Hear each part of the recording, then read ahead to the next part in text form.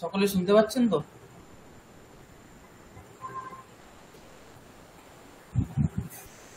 হ্যাঁ স্যার। আচ্ছা, তাহলে ক্লাস শুরু করছি। আশা করছি আর কেউ এখন আসবে না।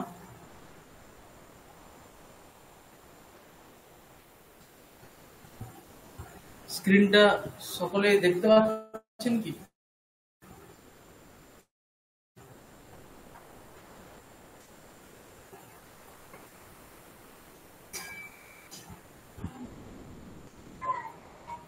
হ্যাঁ স্যার, পাচ্ছি। আচ্ছা, ক্লাস শুরু করার আগে আমরা মঙ্গলাচরণ করে নেব, তারপর ক্লাস শুরু করছি।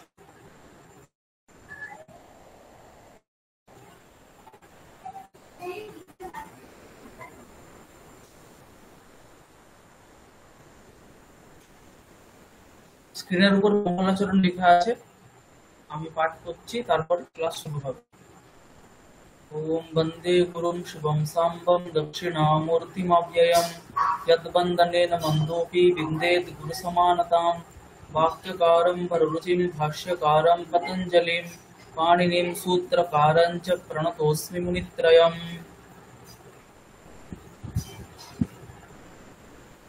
তাহলে আগের দিন আমরা কারক প্রকরণের তৃতীয়া বিভক্তি অর্থ প্রকরণ পড়েছিলাম। সেখানে তৃতীয়া বিভক্তি কোন কোন কারকের ক্ষেত্রে হয় সেটা আমরা প্রথমে দেখেছিলাম। তার জন্য কর্তৃ সংজ্ঞা বিধায়ক সূত্র স্বতন্ত্র কর্তা, আর করণ সংজ্ঞা বিধায়ক সূত্র সাধকতমম করণম, এই দুটি সূত্র দেখে সেই কর্তা আর করণে তৃতীয়া বিভক্তি বিধায়ক সূত্র কর্তৃকরণয়োস তৃতীয়া, এই সূত্রটা আমরা দেখেছিলাম। সেখানেই উক্ত অনুক্ত বিচার একটা এসেছিল বিষয় আমাদের, সেটা আমরা যথাসাধ্য পড়েছি। তারপরে আরো কোথায় কোথায় তৃতীয়া বিভক্তি হয়, কারক ছাড়াতেও কর্তৃকারকে আর করণ কারকে তো তৃতীয়া বিভক্তি হয়, সেটা ছাড়াও আরো কোথাও কোথাও তৃতীয়া বিভক্তি হয় কিনা সেটা আমরা লক্ষ্য করেছিলাম। তো সেই ক্ষেত্রে আমরা হেতু প্রথমত হচ্ছে কর্তৃকারকে করণ কারক যখন অনুক্ত হবে তখন সেখান থেকে তৃতীয়া বিভক্তি হবে, সেটা আমরা দেখেছিলাম। তার সঙ্গেই কিছু শব্দ যোগে তৃতীয়া বিভক্তির বিধান হয়, সেটা আমরা দেখেছিলাম। যেমন সহযুক্তের প্রধানে একটা সূত্র দেখেছিলাম, সেখানে সহার্থক শব্দ যোগে অথবা সহার্থক অর্থ যদি গম্যমান হয়, প্রতীতি হয়, তাহলেও কিন্তু সেখান থেকে আমরা তৃতীয়া বিভক্তির বিধান দেখেছিলাম। কোথায় হয় সেটা আমরা উদাহরণে দেখেছি। এছাড়াও এনাঙ্গ বিকার একটা সূত্র দেখেছি, যেখানে কোনো বিকৃত অঙ্গের দ্বারা যদি সম্পূর্ণ অঙ্গিকে বিকৃত করা হয়, বলা হয়, তাহলে সেই বিকৃত অঙ্গবাচক শব্দ থেকে তৃতীয় বিভক্তি হয়। অক্ষণা কার্ণহ প্রভৃতিতে আমরা দেখেছি তৃতীয় বিভক্তির বিধান হয়েছে। তারপরে আমরা দেখেছিলাম যে কেউ যদি কোনো বিশিষ্ট রূপকে প্রাপ্ত হয়েছে, সেই বিশিষ্ট রূপের যেটা লক্ষণ চিহ্ন, সেখান থেকেও তৃতীয় বিভক্তি হয়। যেমন জটাভিস তাপসহ আমরা দেখেছিলাম, ঠিক আছে। এছাড়াও হেতু একটা সূত্র দেখেছিলাম, যেখানে হেতুতে তৃতীয় বিভক্তি হয়। হেতু এই সূত্র পরিলক্ষণ কালে আমরা হেতু আর করণের কি ভেদ, কি পার্থক্য, সেটাও আমরা দেখেছিলাম। তো সামান্যভাবে তৃতীয়া বিভক্তি অর্থ প্রকরণ আমাদের এখানেই শেষ হচ্ছে। এছাড়াও অপবর্গের তৃতীয়া একটা বিশেষ প্রধান সূত্র দেখেছি। এই হচ্ছে সম্পূর্ণ তৃতীয়া বিভক্তি প্রকরণে, তৃতীয়া বিভক্তি অর্থ প্রকরণে আমরা কোথায় কোথায় তৃতীয়া বিভক্তির বিধান হয় সেটা দেখেছি। হ্যাঁ, তো আমি বলেছিলাম যে সিদ্ধান্ত কৌমুদীর যে কারক প্রকরণ আছে সেটার নাম বস্তুত কারক প্রকরণ নয়, সেটার নাম কি বিভক্তি অর্থ প্রকরণ। কারণ সেখানে বিভক্তির অর্থ নির্ণয় করা হয়েছে।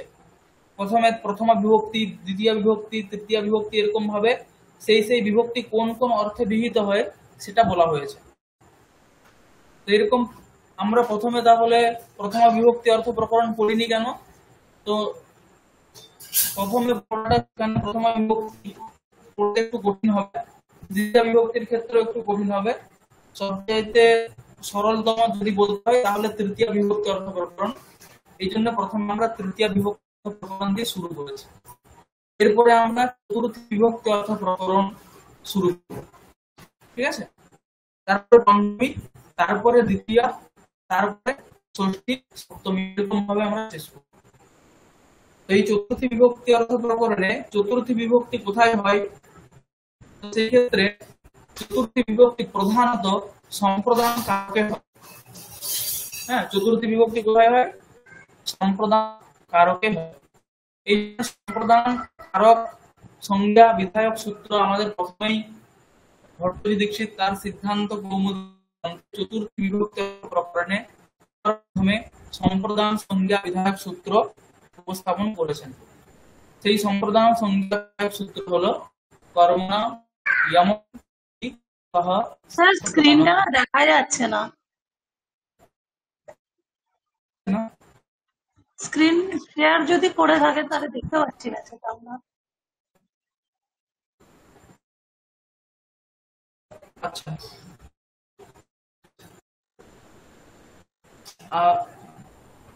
একটু নেটওয়ার্কের প্রবলেম আছে আজকে,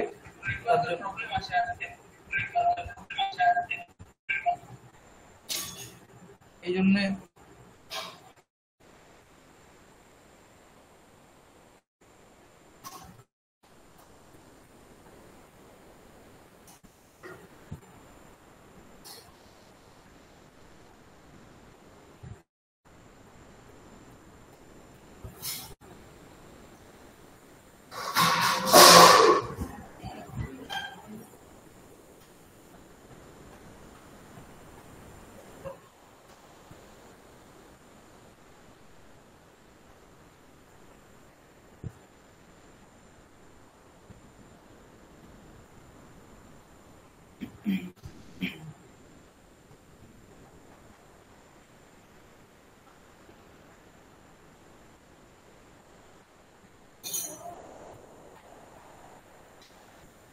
এখন এখন দেখতে পাওয়া যাচ্ছে কি? হ্যাঁ স্যার। আচ্ছা, মাঝে মাঝে একটু প্রবলেম হতে পারে, নেটওয়ার্ক মাঝে মাঝে আসছে, নেটওয়ার্ক মাঝে মাঝে আসছে না।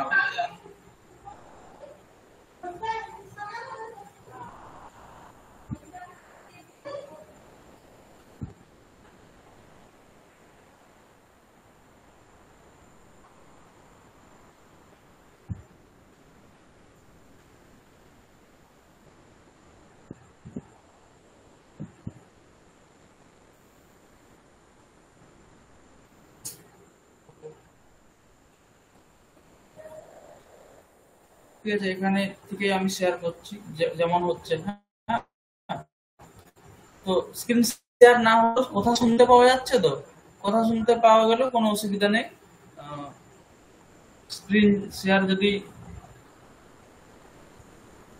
না দেখতে পেলেও শুনতে হবে, ঠিক আছে? শুনে একটু নোট করুন যদি নেটওয়ার্কের সমস্যা হচ্ছে, ঠিক আছে? তো কর্মণা ইয়মভিপ্রৈতি সহ সম্প্রদানম এই সূত্রে আমরা পদচ্ছেদে দেখতে পাচ্ছি কর্মণা একটি পদ পেয়েছি, ইয়ম একটি পেয়েছি, অভিপ্রৈতি একটি পেয়েছি, সহ একটা পেয়েছি, সম্প্রদানম একটা, টোটাল 5টা পদ এই সূত্রে আছে। সেখানে কর্মণা, এটা কর্মণ প্রাতিপদিক, তার তৃতীয়ার এক বচনে কর্মণা এই রূপটি হয়। ইয়ম এটা হচ্ছে ইয়ৎ শব্দের ইয়হ, ইয়ৌ এরকম ভাবে রূপ হয়, তো সেখানেই হচ্ছে দ্বিতীয়ার এক বচনে ইয়ম এই রূপটা হচ্ছে। অভিপ্রৈতি এটা হচ্ছে তিঙন্ত পদ। অভিপ্রৈতি এখানে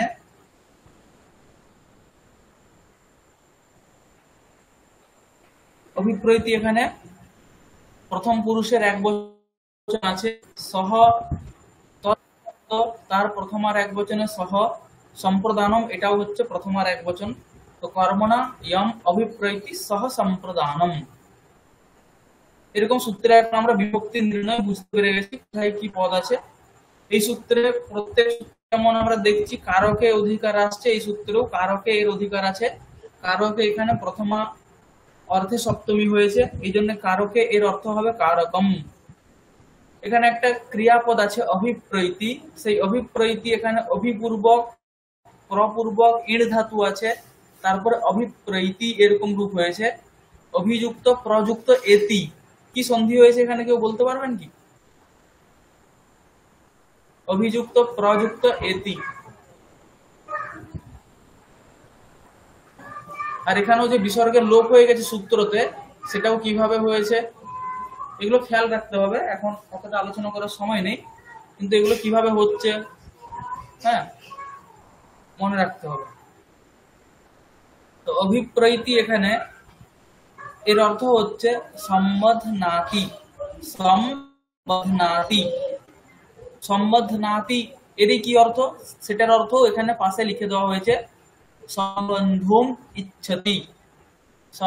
অভিপ্রৈতি তার সাক্ষাৎ অর্থ কি? সম্বধনাতি। সম্বধনাতি এর সাক্ষাৎ অর্থ কি? সম্বন্ধুম ইচ্ছতি। ঠিক আছে, তাহলে কর্মণা ইয়ম সম্বন্ধুম ইচ্ছতি সহ সম্প্রদান সংজ্ঞা ভবতি। সূত্রে সাক্ষাৎ এরকম অর্থ আসছে কি, যে কর্মণা ইয়ম সম্বন্ধুম ইচ্ছতি সহ সম্প্রদান সংজ্ঞা ভবতি। মানে কর্মণা, এখানে তৃতীয় বিভক্তি আছে, এখানে তৃতীয় বিভক্তি সহ শব্দ যোগে হয়েছে। ঠিক আছে, কিন্তু সহ শব্দের এখানে প্রয়োগ নেই। আমরা বলেছিলাম না যে সহ শব্দার্থ যদি প্রতীত হয় তবুও সেখানে আমরা তৃতীয় বিভক্তি করি। তো এখানেও হচ্ছে সহ শব্দ নেই, তবুও তৃতীয় বিভক্তি হয়েছে, মানে সহ শব্দার্থ এখানে গম্যমান প্রতীত হচ্ছে। তার জন্য কর্মণা বলতে কর্মণা সহ ইয়ম সম্বন্ধম ইচ্ছতি। সহ একটা পদ এখানে আছেই, কারক সংজ্ঞা সন সম্প্রদান সংজ্ঞা ভবতি। তার অর্থ হচ্ছে কি, কর্মের সঙ্গে যাকে যার সম্বন্ধ ইচ্ছা করছে সেই কারক সংযোগ ও সম্প্রদান সংযোগ হবে। এখন কে ইচ্ছা করছে, তো সেখানে কর্তা একটা ক্রিয়াপদের অধ্যাহার আমরা করে নেব। তাহলে কর্তা কর্মের সঙ্গে যার সম্বন্ধ ইচ্ছা করছে তাকে আমরা কারক সংযোগ আর সম্প্রদান সংযোগ বলবো। ঠিক আছে, বাংলাতেও ওখানে বঙ্গানুবাদ করা আছে, কর্তা কর্মের সঙ্গে যার সম্বন্ধে ইচ্ছা করে তার কারক সংজ্ঞা ও সম্প্রদান সংজ্ঞা হয়। কর্তা কর্মের সঙ্গে সম্বন্ধ ইচ্ছা করে বলতে বাক্যে যেটা কর্ম আছে সেই কর্মের সঙ্গে এর সম্বন্ধ হোক, এর সম্বন্ধ হোক এরকম যে কর্তা ইচ্ছা করে, সেখানে যার সম্বন্ধে ইচ্ছা করে তারই হচ্ছে কারক সংজ্ঞা ও সম্প্রদান সংজ্ঞা হবে। ঠিক আছে, অর্থটা বোঝা গেছে?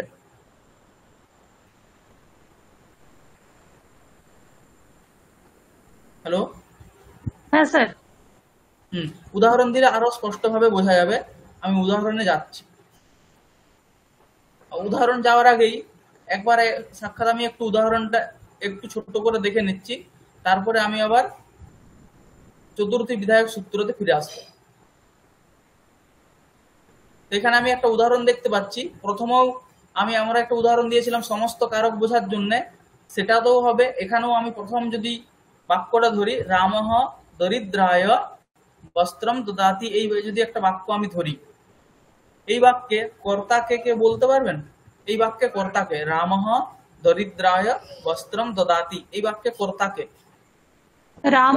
রামঃ। রাম হচ্ছে কর্তা, রাম হচ্ছে কর্তা। কর্ম কি আছে এখানে? কর্ম বস্ত্রম। বস্ত্র। ঠিক আছে, এখন কর্তা হচ্ছে রাম, বস্ত্র হচ্ছে কর্ম। সেই কর্মের সঙ্গে যার সম্বন্ধ ইচ্ছা করছে, যার সম্বন্ধে ইচ্ছা করছে বলতে, সম্বন্ধে ইচ্ছা করছে বলতে সেই কর্মের সঙ্গে কিরকম সম্বন্ধ ইচ্ছা করছে? সত্ত্ব রূপ সম্বন্ধ ইচ্ছা করছে। স্বসত্ব বলতে এই যে কর্মটা, সেই কর্মটা হচ্ছে কি একটা স্ব, মানে হচ্ছে একটা ধন সম্পত্তি, সেই সম্পত্তির স্বামী হিসাবে যাকে ইচ্ছা করছে। ঠিক আছে, সেই সম্পত্তির স্বামী হিসাবে যাকে ইচ্ছা করছে তার কারক সংজ্ঞা ও সম্প্রদান সংজ্ঞা হয়। তো এখানে রাম বস্ত্র রূপ যে কর্ম, সেই কর্মের বস্ত্ররূপ কর্ম হচ্ছে এখানে স্বম, ধন সম্পত্তি। সেই ধন সম্পত্তির স্বামী হিসাবে কাকে ইচ্ছা করছে? সে দরিদ্রকে। দরিদ্র। তার জন্য দরিদ্রের হচ্ছে কর্ম এখানে সম্প্রদান সংজ্ঞা হয়েছে। ঠিক আছে, এরকমই আরো অন্যান্য জায়গাতেও উদাহরণ হবে। হ্যাঁ, রাজা বিপ্রায় গাম দদাতি, রাজা বিপ্রায় গাম দদাতি, এই বাক্যে রাজা হচ্ছে কর্তা, গাম হচ্ছে গো, হচ্ছে কর্ম, গো রূপ যে কর্ম সেটা হচ্ছে কি শ্রম, একটা ধন সম্পত্তি, সেই ধন সম্পত্তির স্বামী বিপ্র হোক এরকম রাজা ইচ্ছা করছে, এই জন্য বিপ্রের সম্প্রদান সংজ্ঞা হচ্ছে। ঠিক আছে, এই হচ্ছে সম্প্রদান সংজ্ঞা। তাহলে কর্তা ক্রিয়ার সঙ্গে যার সম্বন্ধ ইচ্ছা করে, মানে কর্মরূপ যে শ্রম ধন সম্পত্তি, তার স্বামী রূপে যাকে ইচ্ছা করে তারই কি হয়, সম্প্রদান সংজ্ঞা হয়। এই হচ্ছে সম্প্রদান সংজ্ঞা বিধায়ক সূত্র। কর্মণা যমভিপ্রৈতি সহ সম্প্রদানম, কর্তা কর্মণা সহ यम সম্বন্ধম ইচ্ছতি সহ কারক সংজ্ঞা সন সম্প্রদান সংজ্ঞা ভবতি। বুঝা গেল তাহলে? হ্যাঁ স্যার। হুম। এই যে সম্প্রদান কারক, সেই সম্প্রদান কারকে কি বিভক্তি হয়, তো সেই জন্য সম্প্রদান কারকে বিভক্তি বিধায়ক সূত্র আসছে চতুর্থী সম্প্রদানে। নেটে কিন্তু এরকম কোশ্চেন আছে, কোন এই কারকে কোন সূত্রের দ্বারা চতুর্থী হয়েছে, বা আন্ডারলাইন করে দেয় এখানে কোন সূত্রের দ্বারা চতুর্থী হয়েছে, কোন সূত্রের দ্বারা তৃতীয়া হয়েছে, এরকম কিন্তু কোশ্চেন আছে। হ্যাঁ, চতুর্থী সম্প্রদানে, চতুর্থী সম্প্রদানে এটা হচ্ছে একটা বিধি সূত্র, যেখানে দুটি পদ আছে চতুর্থী সম্প্রদানে। চতুর্থী এখানে প্রথম আর এক বচন আছে, প্রথমা বিভক্তি আছে আমরা দেখতে পাচ্ছি। সম্প্রদানে এখানে সপ্তমীর এক বচন আছে। আর এই সূত্রেই অনভিহিতে এর অধিকার আসছে। অনভিহিতে এর অর্থ আমরা দেখেছিলাম অনুক্তে। ঠিক আছে, তখন অনুক্তে সম্প্রদানে চতুর্থী বিভক্তি ভবতি, এরকম সূত্রে সামান্য অর্থ আসছে কি, অনুক্তে সম্প্রদানে মানে সম্প্রদান কারক যখন অনুক্ত হবে তখন সেই অনুক্ত সম্প্রদান কারক রূপ অর্থে চতুর্থী বিভক্তি হবে।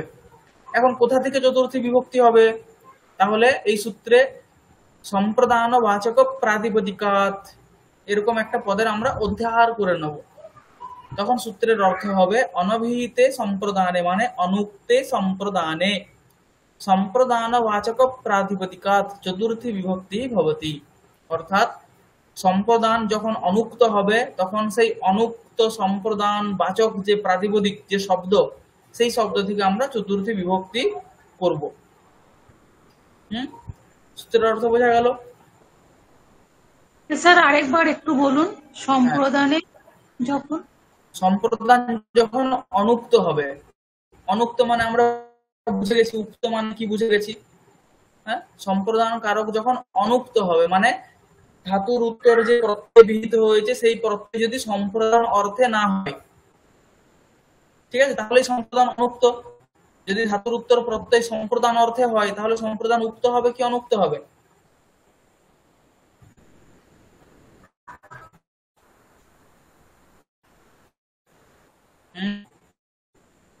ধাতুর উত্তর যদি প্রত্যয় সম্প্রদান অর্থে বিহিত হয় তাহলে সম্প্রদান উক্ত হবে কি অনুক্ত হবে?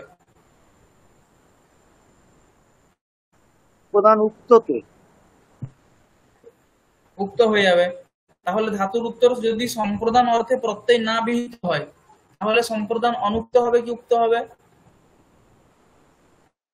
অনুক্ত অনুক্ত। অনুক্ত হবে। তাহলে সেরকম যখন সম্প্রদান অনুক্ত হবে তখন অনুক্ত সম্প্রদান বাচক যে প্রাতিপদিক সেই প্রাতিপদিক থেকে চতুর্থী বিভক্তি বিধান হবে। ঠিক আছে, যেমন উদাহরণ আমরা দেখবো, অর্থটা বোঝা গেছে নিশ্চয়ই? হ্যাঁ স্যার। যেমন প্রথম উদাহরণ আমরা দেখলাম রামঃ দরিদ্রায় বস্ত্রম দদাতি, এখানে দরিদ্র হচ্ছে সম্প্রদান, আর এখানে দা ধাতু থেকে যে তীপ প্রত্যয় হয়েছে সেই তীপ প্রত্যয় কোন অর্থে বিহিত হয়েছে?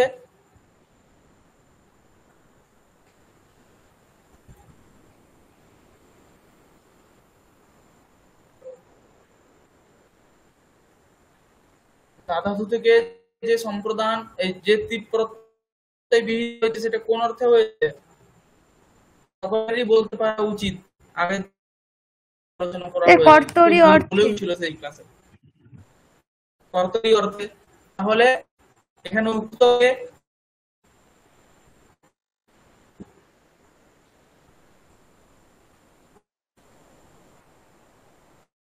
কে? স্যার রামহ। না, কর্তা উক্ত, রামহ উক্ত নয়, কর্তা। হ্যাঁ স্যার, কর্তা। কর্তা উক্ত। সম্প্রদান উক্ত কি অনুক্ত? সম্প্রদান অনুক্ত। সম্প্রদান অনুক্ত। তার জন্য অনুক্ত সম্প্রদান বাচক প্রাতিপদিক শব্দ কি আছে এখানে? দরিদ্র। সেখান থেকে চতুর্থী বিভক্তি হয়েছে, দরিদ্রায় এই রূপটা হয়েছে। তাহলে অনুক্ত সম্প্রদান, অনুক্তে সম্প্রদানে অর্থে অনুক্ত সম্প্রদান বাচক যে প্রাতিপদিক দরিদ্র, এই প্রাতিপদিক সেখান থেকে চতুর্থী বিভক্তি হয়েছে। রামহ দরিদ্রায় বস্ত্রম দদাতি, এরকম হয়েছে প্রয়োগ। ঠিক আছে? ঠিক তেমনি এখানেও আরেকটা উদাহরণ আছে, মাতামহী পুত্রায় কথাম কথয়তি। এখানেও কথা হচ্ছে কর্ম, মাতামহী হচ্ছে কর্ত্রী। তাহলে কথারূপ কর্মের সঙ্গে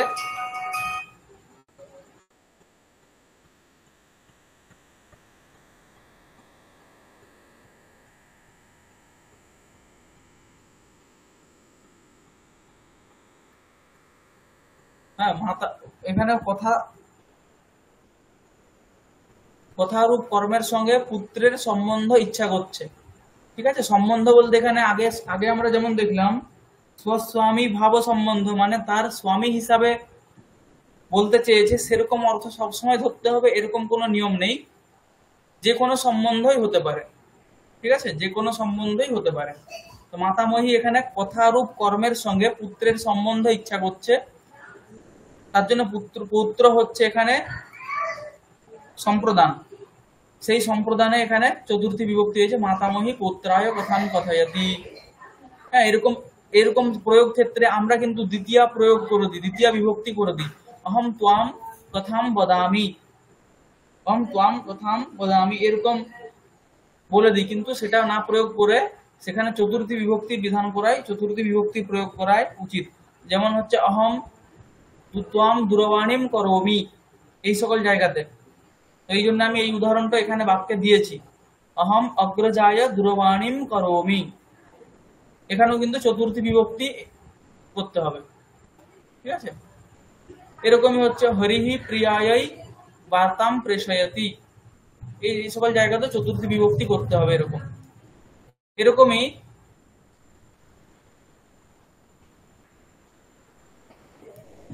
এই সূত্রে আরেকটা বার্তিক পাঠ করা হয়েছে, অকর্মক ধাতু বাচ্য ক্রিয়ায়াম অকর্মক ক্রিয়ায়াম অভিপ্রেতি সহ সম্প্রদানম। তার জন্য ক্রিয়া ইয়ম অভিপ্রেতি সহ সম্প্রদানম একটা বার্তিক আছে। ঠিক আছে? সেই বার্তিকের অর্থটা এখানে লেখা আছে, বার্তিকটা আমি লিখে দিচ্ছি।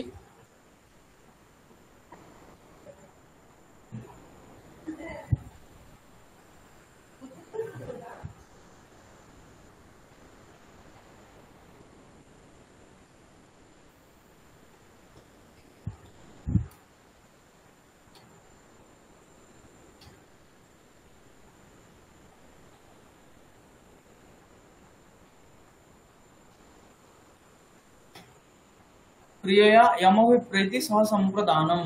ঠিক আছে? ক্রিয়া ইয়মভিপ্রেতি সহ সম্প্রদানম, তারই অর্থ হচ্ছে এখানে নিচে লেখা আছে, অকর্মক ধাতুবাচ্য ক্রিয়া ইয়ম সম্বন্ধম ইচ্ছতি তস্যাপি সম্প্রদান সংজ্ঞা ভবতি। ধাতু দুই ধরনের হয়, সকর্মক অকর্মক, মানে অনেক রকমের হয়, তার মধ্যে এটাও একটা ভেদ। সকর্মক অকর্মক ভেদে ধাতু দুই রকমের। ঠিক আছে? সকর্মক ধাতু আমরা জানি যার কর্ম সম্ভব, আর যার কর্ম সম্ভব নয় সেটা হচ্ছে অকর্মক। সামান্য ভাবে বলতে গেলে এরকম ভাবে বলতে হবে। ঠিক আছে? তো যেগুলো হচ্ছে অকর্মক ধাতু, সেই অকর্মক ধাতুতেও তো ধাতু দুটো অর্থ হয় আমরা জানি, একটা ফল আর একটা ব্যাপার। ক্রিয়া মানে হচ্ছে ব্যাপার বা অ্যাকশন, আমরা জেনেছি। তাহলে অকর্মক ধাতুর অর্থ যে ক্রিয়া, মানে যে ব্যাপার, সেই ব্যাপারের সঙ্গে যার সম্বন্ধ ইচ্ছা করছে, ঠিক আছে, সেই ক্রিয়ার সঙ্গে বা সেই ক্রিয়ার দ্বারা যার সঙ্গে সম্বন্ধ বা সেই ক্রিয়ার সঙ্গে যার সম্বন্ধে ইচ্ছা করা হচ্ছে তারও সম্প্রদান সংজ্ঞা হয়। যেমন এখানে একটা উদাহরণ আছে, এর খুব বেশি উদাহরণ পাওয়া যায় না, পত্নীর শেরতে। ঠিক আছে? পত্নী শয়ন ক্রিয়ার দ্বারা পতির সঙ্গে সম্বন্ধ বা শয়ন ক্রিয়ার সম্বন্ধ পতির সঙ্গে করতে চেয়েছে, এই জন্য পতির এখানে সম্প্রদান সংজ্ঞা হয়েছে, সম্প্রদান চতুর্থী, চতুর্থী হয়েছে শেষ। ঠিক আছে, এখানে সিং ধাতু হচ্ছে অকর্মক ধাতু, তাহলে সেই অকর্মক ধাতু বাচ্য ক্রিয়া, শয়ন রূপক ক্রিয়া, সেই তয়া ক্রিয়া ইয়ম হ্যাঁ স্ক্রিন দেখতে পাচ্ছি না, কিছু বলছেন? দেখতে পাচ্ছি না আচ্ছা, স্ক্রিন। দেখতে পাচ্ছেন না? হুম। একটু ওয়েট করুন। হ্যাঁ হ্যাঁ হ্যাঁ, ঠিক আছে, অকর্মক ধাতুবাচ্য ক্রিয়া ইয়ম সম্বন্ধম ইচ্ছতি তস্যাপি সম্প্রদান সংজ্ঞা ভবতি। যার উদাহরণ বলা হলো প্রত্যয়ে শেতে। ঠিক আছে, অকর্মক ধাতু এখানে সিং ধাতু, তার সেই ধাতুবাচ্য ক্রিয়া হচ্ছে শয়ন রূপক ক্রিয়া, সেই ক্রিয়ার সঙ্গে পতির সম্বন্ধ করতে চেয়েছে, এই জন্য পতির এখানে সম্প্রদান সংজ্ঞা হয়েছে, আর সেখানে চতুর্থী হয়েছে প্রত্যয়ে শেতে। এই হচ্ছে বিশেষ করে এর উদাহরণ তো দরিদ্রায় দদাতি ইত্যাদি স্থলে তো আমরা বুঝতে পারি, কিন্তু এই স্থলে আমাদের খেয়াল রাখতে হবে এই জায়গাতেও কিন্তু বাক্যে ব্যবহার করার সময় চতুর্থী বিভক্তি করতে হবে, দ্বিতীয় বিভক্তির যেন প্রয়োগ না করি। অহম ত্বম দূরবাণী করোমি, ঠিক আছে, এরকম যেন প্রয়োগ না হয়। তুভ্যম দূরবাণী করোমি এরকম বলতে হবে। ঠিক আছে, এই হচ্ছে সম্প্রদান সংজ্ঞা বিষয়ক সামান্য। এখন আরো কোথাও কোথাও সম্প্রদান সংজ্ঞা হয়, সেই সকল সূত্র আমরা একটু পড়ব। অতদূর আজকের যা পড়ানো হলো অতদূর পর্যন্ত বোঝা গেছে সকলে?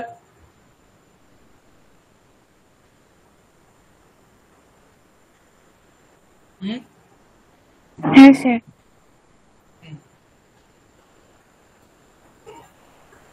পরের সূত্রতে আমরা আসছি।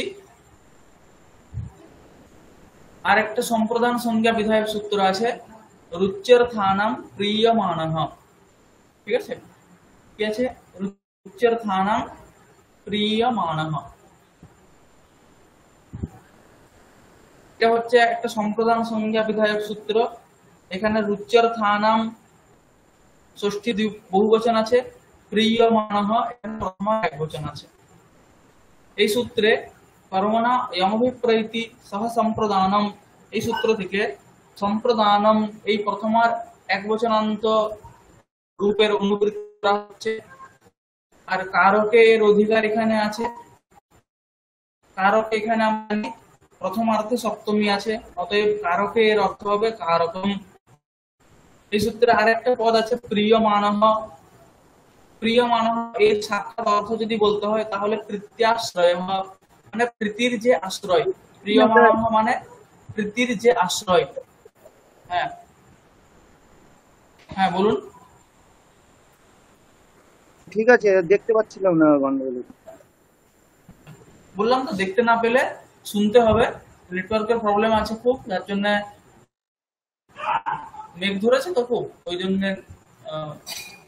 মাঝে মাঝে স্ক্রিনের প্রবলেম হবে। প্রিয়মানঃ এই পদটার অর্থ হচ্ছে প্রত্যাশ্রয়ঃ। প্রত্যাশ্রয়ঃ মানে প্রীতির আশ্রয়। প্রীতি মানে আমরা জানি প্রীতি শব্দ বাংলাতেও আছে, তার আশ্রয়। ঠিক আছে, প্রিয়মানঃ মানে প্রত্যাশ্রয়ঃ। আরেকটা পদ আছে এই সূত্রে রুচ্যার্থানাম। রুচ্যার্থানাম, ঠিক আছে, রুচ্যার্থানাম এই পদটা বুঝতে গেলে আমাদের একটু এখানে কি ধরনের সমাস আছে সেটা বুঝতে হবে। রুচ্যর্থানাম এখানে রুচিহি অর্থঃ येषाम्, রুচিহি অর্থঃ येषाम् इति রুচ্যর্থাः, तेषां রুচ্যর্থানাম।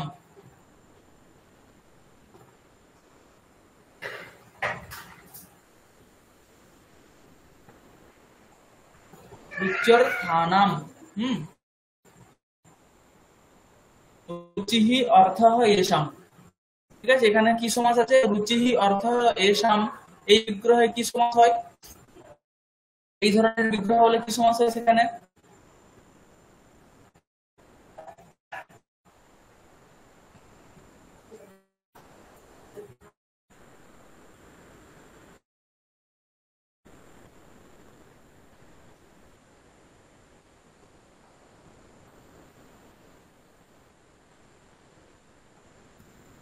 কেউ বলতে পারবেন? রুচিহি অর্থ এষাম এই ধরনের বিগ্রহেতে কি সমাস হয়? সামান্য ভাবে যাদের জানা আছে, বাংলাতেও এই ধরনের আছে, বলতে পারবেন, বলা উচিত। স্যার এটা মানে কি স্যার? রুচি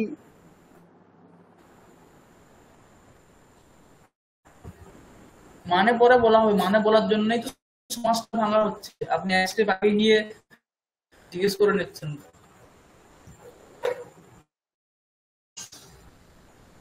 বীণা পাণৌ যস্যাহ কি সমাস এখানে?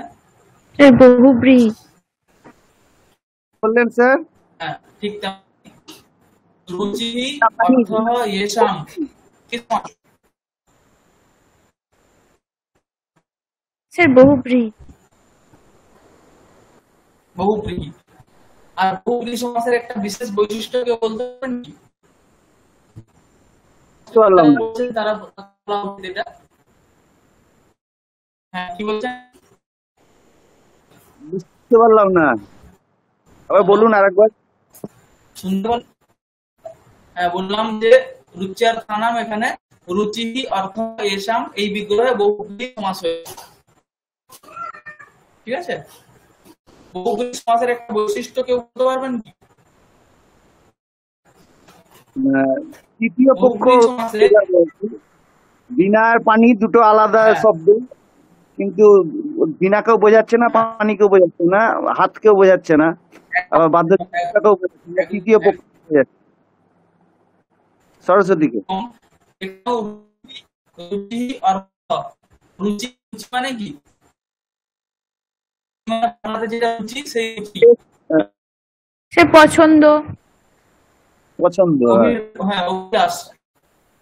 ঠিক আছে?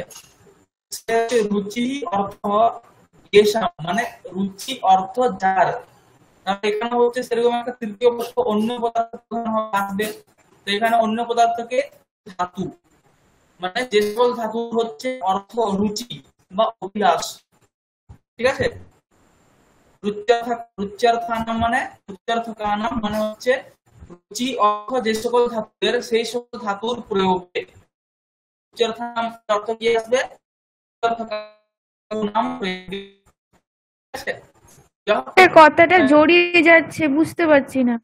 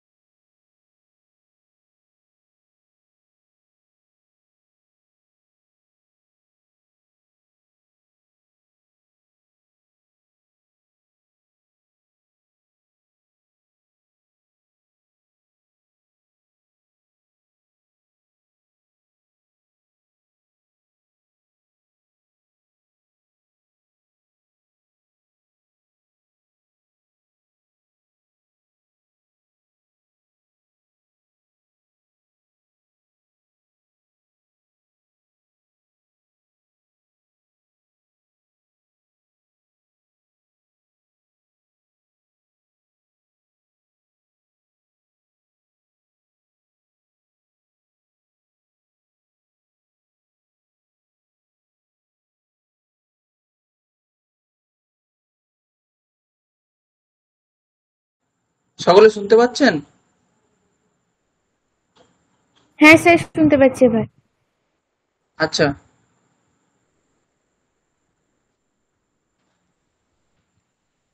আচ্ছা, এটা এই স্ক্রিনটা আমি একটা স্ক্রিন শেয়ার করছি আলাদা, ওটা দেখতে পাচ্ছেন কি? না স্যার। হ্যাঁ, দেখা যাচ্ছে। দেখা যাচ্ছে তো?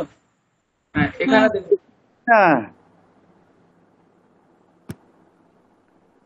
রুচ্যর্থানাম প্রিয়মানঃ এখানে।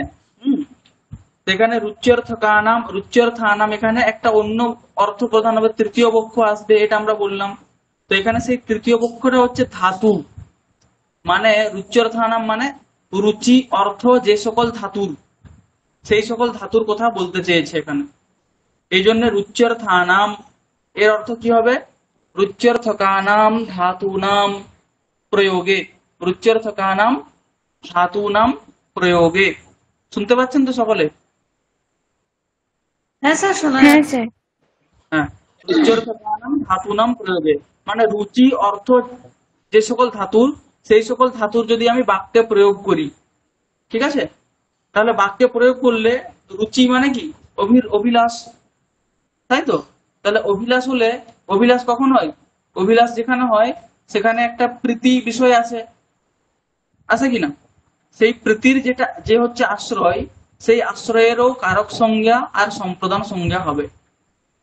ঠিক আছে, উদাহরণ দিলে আরো স্পষ্ট করে বোঝা যাবে, সূক্ষ্ম ভেদটা বোঝা যাবে। সূত্রের অর্থ কি আসছে তাহলে? রুচ্যর্থকানাম ধাতুনাম প্রয়োগে ইহ প্রত্যাশ্রয়ঃ সহ কারক সংজ্ঞা সন সম্প্রদান সংজ্ঞা ভবতি।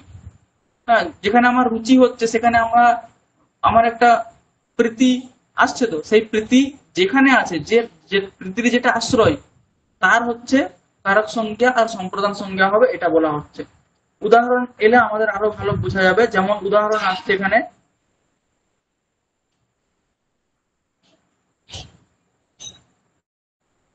হরয়ে রোচতে ভক্তিহি, ঠিক আছে, হরয়ে রোচতে ভক্তিহি।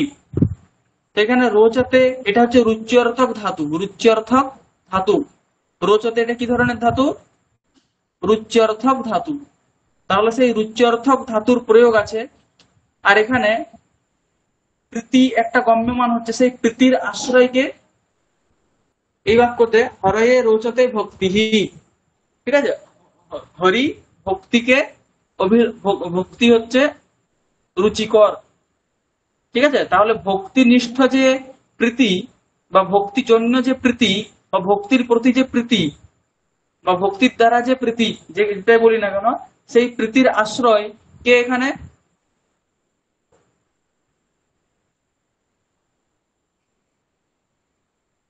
স্যার ভক্তি। ভক্তি। আহ, আমার মিষ্টি ভালো লাগে, তাহলে মিষ্টি ভালো লাগা বা মিষ্টির প্রতি যে প্রীতি, সেই প্রীতিটা কোথায় আছে? প্রীতির আশ্রয় কে? মিষ্টি মিষ্টি মিষ্টি। প্রীতির আশ্রয় কি করে মিষ্টি হবে? ও, আমি মিষ্টি আমি স্বয়ং। আমার ভালো লাগে, হ্যাঁ। তাহলে মিষ্টির প্রতি একটা প্রীতি আছে, সেই প্রীতিটা আমাতে আছে, ঠিক আছে। হ্যাঁ স্যার। হুম। ঠিক তেমনি এখানে হরির ভক্তি রুচিকর বা পছন্দ, তাহলে সেই ভক্তি বিষয়ক যে প্রীতি, সেই প্রীতি কোথায় আছে? এই হরির হরির মধ্যে। হরিতে আছে। তার জন্য এখানে প্রীত্যাশ্রয় প্রিয়মানহ কে? হরি। তাহলে রুচ্যর্থক ধাতুর প্রয়োগ আছে, সেখানে প্রীতির আশ্রয় হচ্ছে হরি, এই জন্য হরির সম্প্রদান সংজ্ঞা হচ্ছে, সম্প্রদান চতুর্থী হয়েছে হরয়ে রোচতে ভক্তিহি।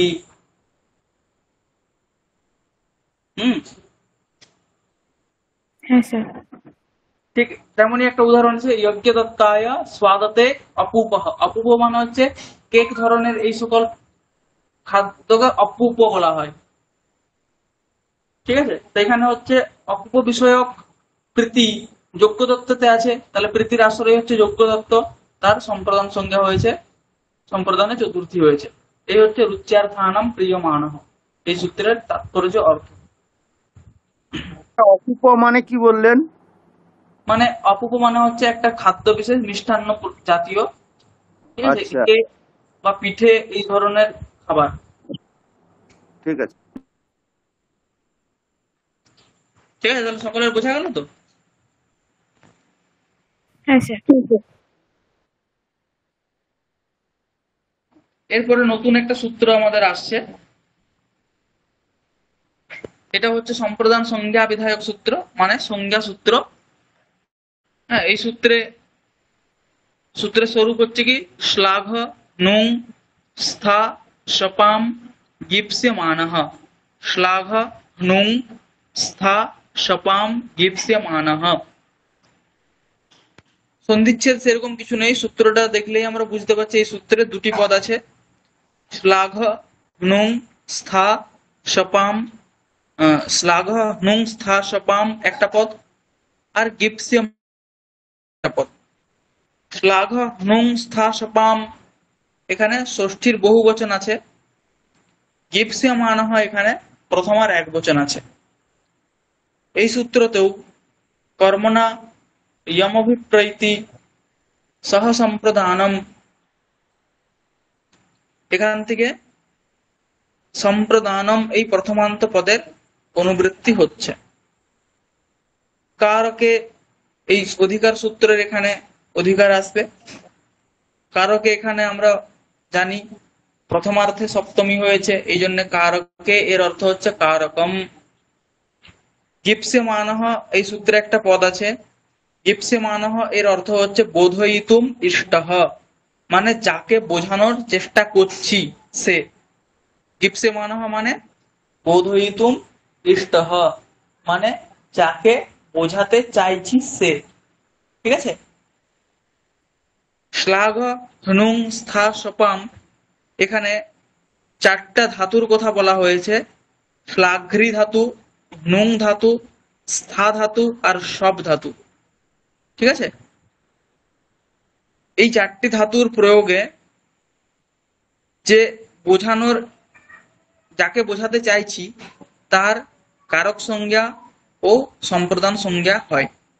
এই জন্য সূত্রের অর্থতে লেখা হয়েছে শ্লাঘ নুং স্থা সপাম ধাতুনাম প্রয়োগে, মানে শ্লাঘ্রি ধাতু, নুং ধাতু, স্থা ধাতু, সব ধাতু, এই চারটা ধাতুর প্রয়োগে যে বোধয়িতুম ইহ বোধয়িতুম ইষ্টঃ, মানে যাকে আমরা বোঝাতে চাইছি, সহ কারক সংজ্ঞক সন, সেই কারক সংজ্ঞক ও সম্প্রদান সংজ্ঞক হয়। সূত্রের অর্থ বোঝা গেল? হ্যাঁ স্যার। চারটে ধাতু কি করে? স্যার আরেকবার একটু বলুন না বাংলাটা, সূত্রের বাংলাটা বলুন। সূত্রের বাংলা হচ্ছে শ্লাঘ্রি ধাতু, নুং ধাতু, স্থা ধাতু আর সব ধাতু, এই চারটি ধাতুর প্রয়োগে যাকে আমরা বোঝাতে চাইছি, চারটি ধাতুর অর্থ বিস্তার আগে উদাহরণের সময় বলা হবে। সেখানে যাকে আমরা বোঝাতে চাইছি সে কারক সংজ্ঞক ও সম্প্রদান সংজ্ঞক হবে। শ্লাঘ্রি ধাতুর অর্থ কি, নুং ধাতুর অর্থ কি, স্থা ধাতুর অর্থ কি, সব ধাতুর অর্থ কি, সেটা আমরা আগে উদাহরণে স্পষ্ট করছি। কি করে বোধয়িতুম ইষ্ট এরকম অর্থ না হলে বোঝা যাবে না ঠিকঠাক। ঠিক আছে। তো সাধারণভাবে সূত্রের অর্থটা এখন মাথায় রেখে উদাহরণে আমাদের যেতে হবে। উদাহরণ গিয়ে আমরা আরেকবার অর্থটা দেখবো তাহলে। যেমন চারটা ধাতুর কথা এখানে আমি বলেছি। শ্লাঘ্রি ধাতু, শ্লাঘ্রি ধাতুর অর্থ হচ্ছে স্তুতিপূর্বক, স্তুতিপূর্বকম স্বাশয় বোধনম। হ্যাঁ, স্তুতিপূর্বকম স্বাশয় বোধনম, স্তুতিপূর্বক নিজের আশয়, নিজের অভীষ্ট বোঝানো, এটা হচ্ছে শ্লাঘ্রি ধাতুর অর্থ। ঠিক আছে। শ্লাঘ্রি ধাতুর অর্থ কি? স্তুতিপূর্বক নিজের অভীষ্ট অর্থ বোঝানো। আচ্ছা, অভীষ্ট অর্থকে বোঝানো। হ্যাঁ, কি হলো তাহলে? স্তুতিপূর্বক নিজের অভীষ্ট অর্থ বোঝানো হচ্ছে শ্লাঘ্রি ধাতুর অর্থ। নুং ধাতুর অর্থ কি? অপনয়ন পূর্বকম স্বাশয় বোধনম, অপনয়ন পূর্বকম স্বাশয় বোধনম। নুং ধাতুর অর্থ কি হলো? অপনয়ন পূর্বকম স্বাশয় বোধনম। কি অর্থ হলো? অপনয়ন পূর্বক নিজের অভীষ্ট অর্থকে বোঝানো। এখানে কি লেখা আছে? অপনয়ন পূর্বকম স্বাশয় বোধনম। অপনয়ন পূর্বকম স্বাশয় বোধনম। অপনয়ন পূর্বকম মানে মানে তাকে অন্যদের কাছ থেকে সরিয়ে নিয়ে গিয়ে নিজের অভীষ্ট অর্থ বোঝানো। ঠিক আছে। এই হচ্ছে নুং ধাতু। স্থা ধাতুর অর্থ কি? স্থা ধাতুর অর্থ বলা হচ্ছে গতি নিবৃত্তি পূর্বকম স্বাশয় বোধনম, গতি নিবৃত্তি পূর্বকম স্বাশয় বোধনম। কি অর্থ বলা হচ্ছে স্থা ধাতুর?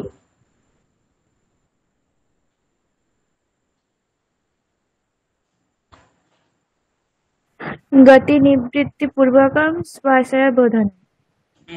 বোধনম, গতি নিবৃত্তি পূর্বকম স্বাশয় বোধনম, মানে কোথাও যাচ্ছিল তাকে সেখানে থামিয়ে দিয়ে নিজের অভীষ্ট অর্থ বোঝানো। এই হচ্ছে ধাতুর অর্থ, গতি নিবৃত্তি পূর্বকম স্বাশয় বোধনম। সব ধাতু, এরপর আছে কি সব ধাতু। সব ধাতুর অর্থ কি? আক্রোশ পূর্বকম স্বাশয় বোধনম। আক্রোশ পূর্বকম স্বাশয় বোধনম। সব ধাতুর অর্থ কি? আক্রোশ পূর্বকম স্বাশয় বোধনম। কি অর্থ বলা হলো? আক্রোশপূর্বকম শ্বাসয় বোধনম। আক্রোশ পূর্বকম মানে রাগ দেখিয়ে আক্রোশ পূর্বক নিজের আশয় বোঝানো, নিজের অভিষ্ট অর্থ বোঝানো। ঠিক আছে, এখন আমরা সূত্রের অর্থটা তাহলে বুঝতে পারবো। কি বলা হলো? শ্লাঘ নুং স্থা সপাম ধাতুনাম প্রয়োগে ইহ বোধয়িতুম ইষ্টঃ। যাকে আমরা বোঝাতে চাইছি, প্রত্যেকটা ধাতুরই অর্থ আমরা দেখলাম। সেখানে যাকে বোঝাতে চাইছি, অপনয়ন পূর্বক যাকে বোঝাতে চাইছি। হ্যাঁ, শ্লাঘ্রি ধাতুর অর্থ কি বলা হলো? স্তুতি পূর্বক যাকে আমি নিজের অর্থ বোঝাতে চাইছি, গতি নিবৃত্তি পূর্বক যাকে আমি অর্থ বোঝাতে চাইছি। সব ধাতুর অর্থ কি বলা হলো? আক্রোশ পূর্বক যাকে আমি আমার নিজের আশয় অভিষ্ট অর্থ বোঝাতে চাইছি। সেই হচ্ছে কি হবে? কারক সংযোগ হবে আর সম্প্রদান সংযোগ হবে। বোঝা গেল? হ্যাঁ। উদাহরণ দেখো এবারে নিচে একদম, গোপী কৃষ্ণায় শ্লাঘতে নুতে তিষ্ঠতে শপতে। ঠিক আছে, প্রথম প্রত্যেকটা চারটা বাক্য হবে গোপী কৃষ্ণায় শ্লাঘতে। গোপী কৃষ্ণায় শ্লাঘতে। ঠিক আছে, কৃষ্ণকে স্তুতি করে নিজের অভিষ্ট অর্থ বোঝাচ্ছে।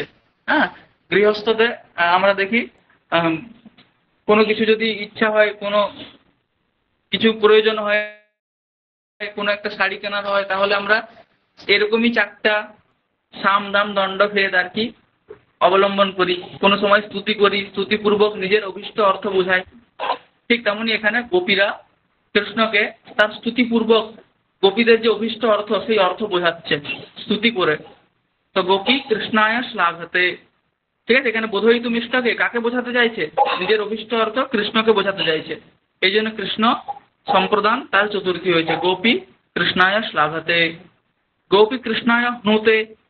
হ্যাঁ, অনেক গোপী আছে, তাহলে সবার কাছে নিজের অভিষ্ট অর্থ বলে বোঝা।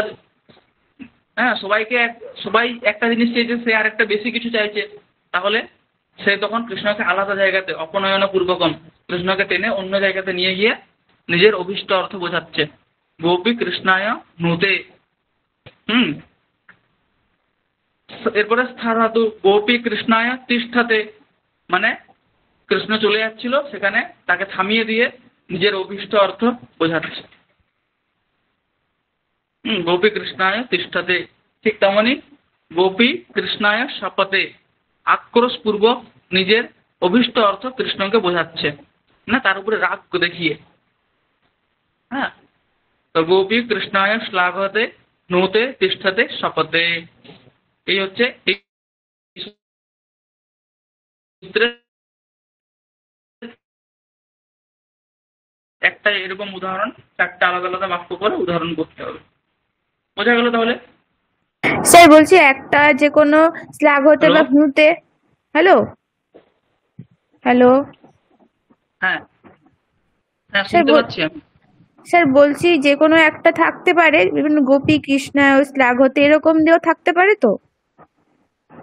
হ্যাঁ হ্যাঁ, বললাম তো, গোপী হুম, কৃষ্ণায় শ্লাঘতে মানে গোপী স্তুতিপূর্বক কৃষ্ণকে নিজের অভিষ্ট অর্থ বোঝাচ্ছে। হ্যাঁ স্যার ঠিক আছে। ঠিক আছে। হুম।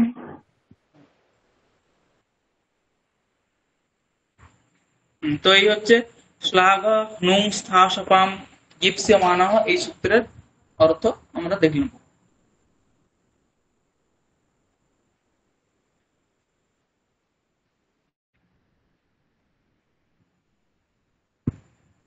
হুম,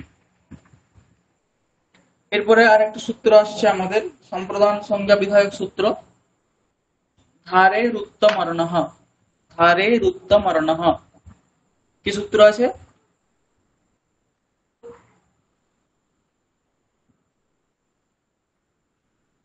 ধারের উত্তমর্ণः। ধারের উত্তমর্ণः, এটা হচ্ছে সম্প্রদান সংজ্ঞা বিধায়ক সূত্র, মানে 6 ধরনের আমরা যে সূত্র দেখেছি তার মধ্যে এটা সংজ্ঞা সূত্র। এই সূত্রে দুটি পদ আছে, ধারেহে আর উত্তমর্ণঃ। ধারেহে উত্তমর্ণঃ। ধারেহে এখানে ষষ্ঠীর এক বচন আছে, উত্তমর্ণঃ এখানে প্রথমার এক বচন আছে। ধারেহে এটা হচ্ছে ধারি একটা ধাতু আছে, সেই ধাতুর কথা বলতে চেয়েছে এখানে। ধারেহে মানে হচ্ছে ধারি ধাতোহ প্রয়োগে। আর কর্মণা ইয়মভিপ্রেতি সহ সম্প্রদানম, এই সূত্র থেকে এখানে সম্প্রদানম এটার অনুবৃত্তি হয়ে চলে আসছে, কারকে এর অধিকার আসছে। উত্তমর্ণ এই সূত্রে একটা পদ আছে যার অর্থ কি, উত্তমর্ণ অধমর্ণ মানে যিনি ঋণদাতা, যিনি ঋণ দিচ্ছেন তিনি হচ্ছেন সবসময় উত্তমর্ণ, আর যিনি ঋণ গ্রহণ করছেন তিনি হচ্ছেন কি অধমর্ণ। উত্তমর্ণ কে, তাহলে যিনি ঋণ প্রদান করছেন তিনি হচ্ছেন কে উত্তমর্ণ, আর যিনি ঋণ গ্রহণ করছেন গ্রহীতা তিনি হচ্ছেন কি অধমর্ণ।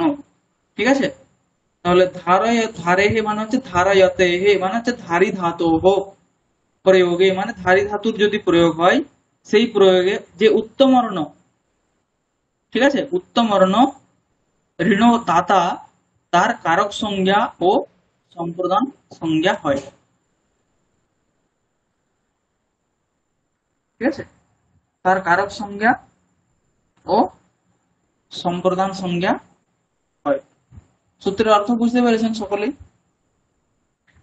হ্যাঁ। ধারের উত্তমর্ণ ধারয়তেহ প্রয়োগে উত্তমর্ণ কারক সংজ্ঞা সন সম্প্রদান সংজ্ঞা ভবতি। হ্যাঁ, সকলেই কিন্তু এই সূত্রের যে অর্থ সেইগুলো কিন্তু মুখস্থ করবেন, মুখস্থ করা উচিত। তাহলে এর উদাহরণ আমরা দেখব এখন। অনেকেরই এই উদাহরণ সম্বন্ধে অনেক কনফিউজ থাকে। ঠিক আছে, এই উদাহরণের অর্থ কি সেটা অনেকে বলতে পারে না, তো এই বিষয়গুলো আমরা আজ স্পষ্ট করব। তো প্রথম উদাহরণ হচ্ছে বিষ্ণুঃ ভক্তায় মোক্ষম ধারয়তি। অর্থ কি বলা হয়েছে, ধারি ধাতুর প্রয়োগে যিনি হচ্ছেন উত্তমর্ণ মানে ঋণ প্রদাতা, তার কি হয়,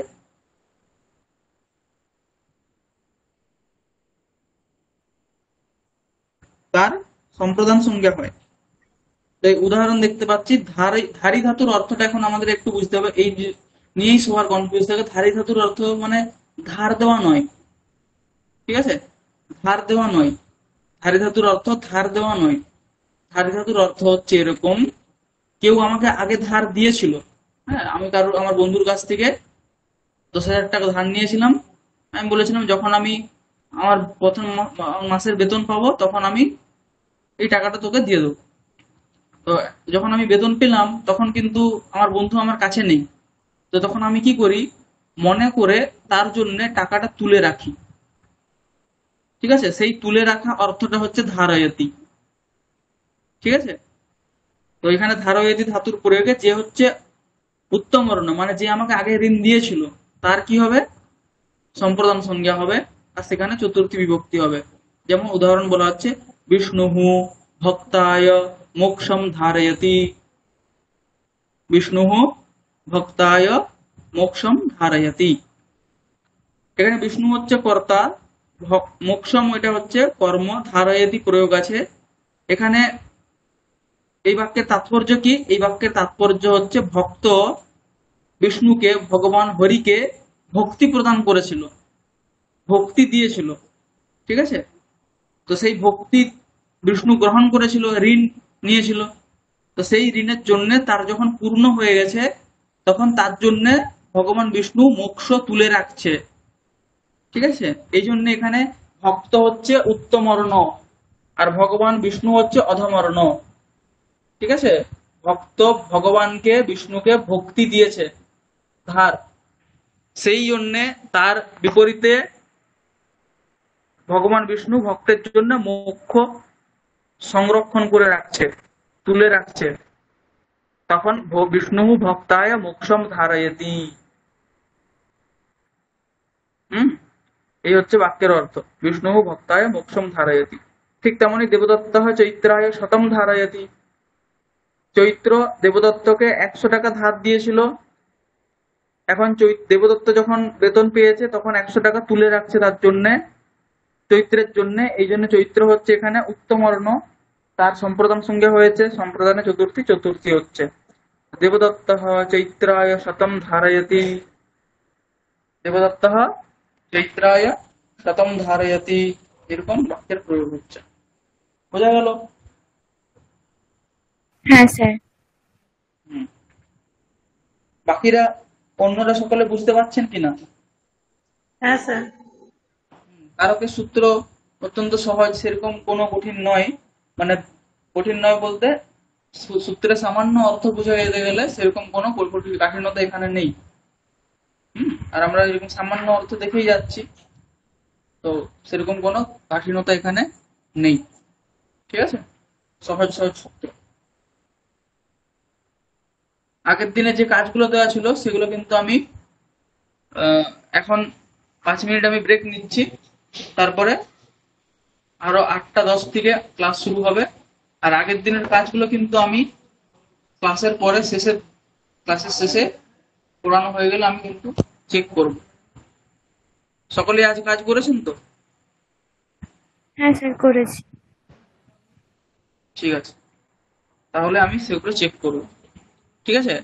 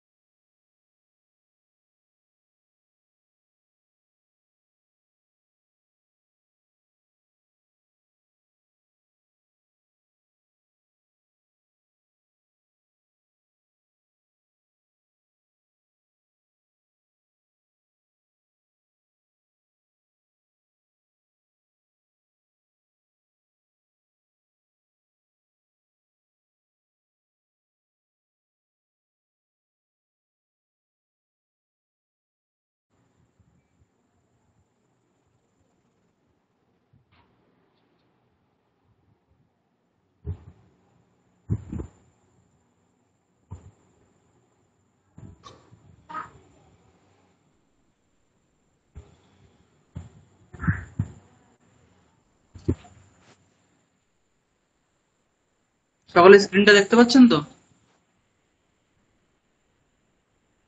হ্যাঁ স্যার। হুম।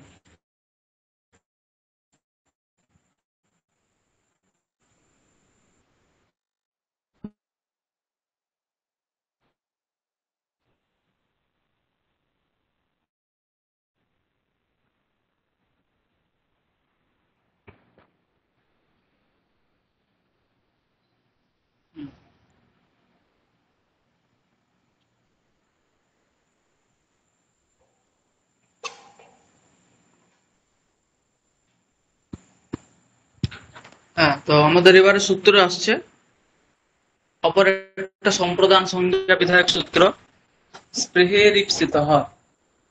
স্পৃহে রিপ্সিতঃ কি সূত্র আছে? স্পৃহে রিপ্সিতঃ। কি সূত্র? স্পৃহে রিপ্সিতঃ। হুম, স্পৃহে রিপ্সিতঃ এটা হচ্ছে সম্প্রদান সংজ্ঞা বিধায়ক একটা সূত্র।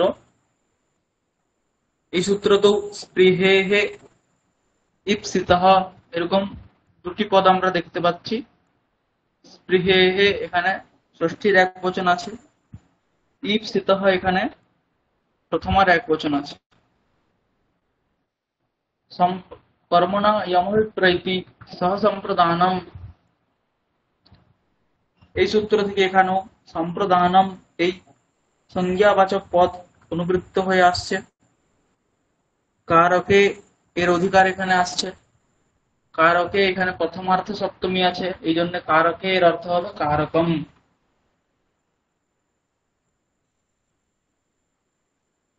এই সূত্রে ইপ্সিতঃ একটা পদ আছে যার অর্থ হচ্ছে ইষ্টঃ।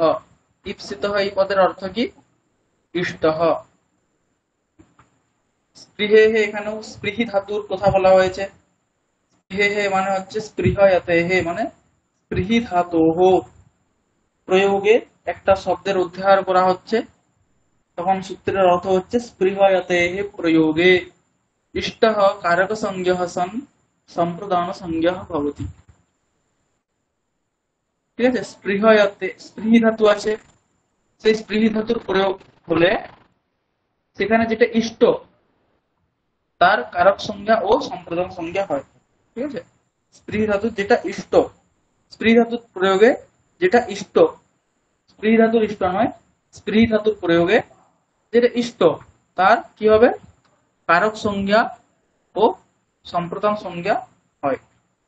ঠিক আছে, সে সম্প্রদান না অপাদান বললেন? হ্যাঁ আগের বার। সম্প্রদান, আচ্ছা। হ্যাঁ সম্প্রদান। स्पृहयतेः प्रयोगे इष्टः कारकसंज्ञा सन् सम्प्रदानसंज्ञा भवति। स्पृह धातुर प्रयोगे যেমন উদাহরণ হচ্ছে পুষ্পেভ্যः স্পৃহয়তি, রামः পুষ্পেভ্যः স্পৃহয়তি। ঠিক আছে, এখানে পুষ্পেভ্যः এখানে স্পৃহয়তি স্পৃহ ধাতুর প্রয়োগ আছে, আর সেই স্পৃহ ধাতুর প্রয়োগে ইষ্ট কি এখানে? পুষ্প, তার জন্য রামঃ পুষ্পেভ্যः স্পৃহয়তি, রামঃ ফলেভ্যः স্পৃহয়তি। ঠিক আছে, সেখানেও ফল হচ্ছে ইষ্ট, এই জন্য সেখান থেকে তার সম্প্রদান সংজ্ঞা হয়েছে আর সম্প্রদানে চতুর্থী বিভক্তি হয়েছে। ঠিক আছে, একটাই ধাতুর ক্ষেত্রে এই প্রয়োগ, তার জন্য স্পৃহয়তে স্পৃহ ধাতুর প্রয়োগে যেটা ইষ্ট তারই সম্প্রদান সংজ্ঞা হবে। স্পৃহ ধাতুর মাত্র এর বিষয়, অন্যান্য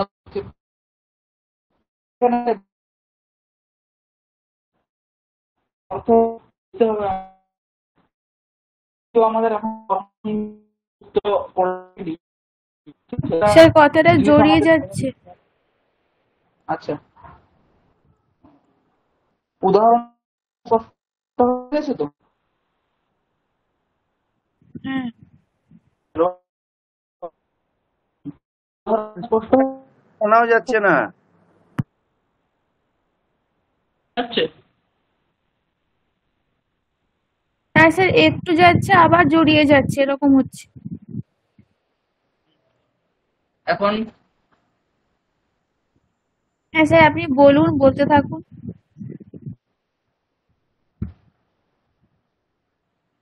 এখন ঠিক আছে কি? হ্যাঁ, এখন তো শোনা যাচ্ছে। তো উদাহরণটা স্পষ্ট হয়ে গেছে, বিশেষটা কি সেটা শোনা যায়নি, তাই তো? হ্যাঁ স্যার। তো বিশেষ এই সূত্রের ক্ষেত্রে একটা আছে, যদিও আমাদের বললাম যে কর্মসংজ্ঞা পড়ানো হয়নি, কর্মসংজ্ঞার ক্ষেত্রে আমাদের আসবে কর্মসংজ্ঞা বিধায়ক সূত্র হচ্ছে, প্রধান সূত্র হচ্ছে কর্তুরীপ্সিততমম কর্ম। এখানেও আমরা ঈপ্সিত শব্দ পেয়েছি, আর ঈপ্সিততম শব্দ কর্তুরীপ্সিততমম কর্ম, এই কর্মসংজ্ঞা বিধায়ক সূত্রে আমরা দেখব।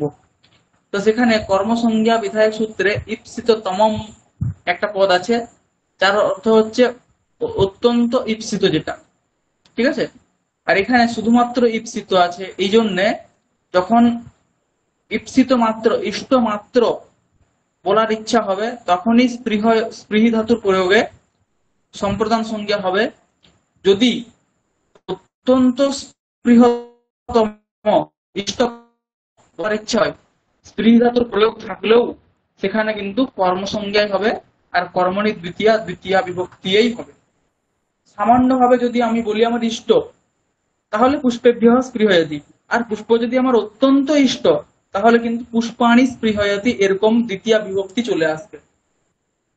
সেটা বক্তার বিবক্ষার কাছে, বক্তার বিবক্ষার অধীনে। বক্তা যদি বলতে চায় যে আমার পুষ্প অত্যন্ত স্পৃহ, অত্যন্ত ইষ্ট, তখন কিন্তু স্পৃহি ধাতুর প্রয়োগ থাকলেও সেখানে কি হবে, কর্মসংজ্ঞা হবে, আর কর্মতে দ্বিতীয় বিভক্তি হবে, তখন পুষ্পাণি স্পৃহয়তি এরকমই প্রয়োগ হবে, ঠিক আছে? আর যদি আমি স্পৃহ ধাতুর প্রয়োগ থাকে আর ইষ্ট মাত্র বলতে চাই, তাহলে কিন্তু সেখানে সম্প্রদান সংজ্ঞা হবে, আর সম্প্রদানে চতুর্থী হবে, এই জন্য পুষ্পেভ্যঃ স্পৃহয়তি এরকমই প্রয়োগ হবে, ঠিক আছে? হ্যাঁ স্যার। এই জন্য এখানে বিশেষঃ বলে একটা লাইন আমি লিখে রেখেছি, ইষ্ট মাত্রে ইয়ম সংজ্ঞা, यदा तु इष्टं तमार्थस्य बोधः तदा कर्मसंज्ञा भवति, ततश्च कर्मणि द्वितीया भवति। যেমন পুষ্পাণি স্পৃহয়তি, ফলানি স্পৃহয়তি, সেটা হচ্ছে বক্তার বিবক্ষার অধীন, বক্তা যেমন ভাবে বলতে চাইছে। হুম?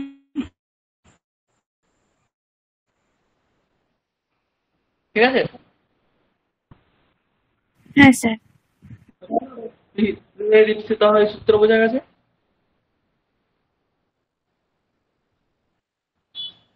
হুম, আচ্ছা, অতটা পর্যন্তই পিডিএফ করা ছিল। এখন আমি এই বিষয়ে, এই সূত্রের বিষয়ে একটা, অতদূর পর্যন্ত থাকা আজ অনেকগুলো সূত্রও পড়ানো হয়েছে। বিশেষভাবে একটা আমাদের সূত্রের যখন আমরা অর্থ করছি সব জায়গাতে, হ্যাঁ, এটা সেই বিষয়ে আমি একটু কিছু বলছি।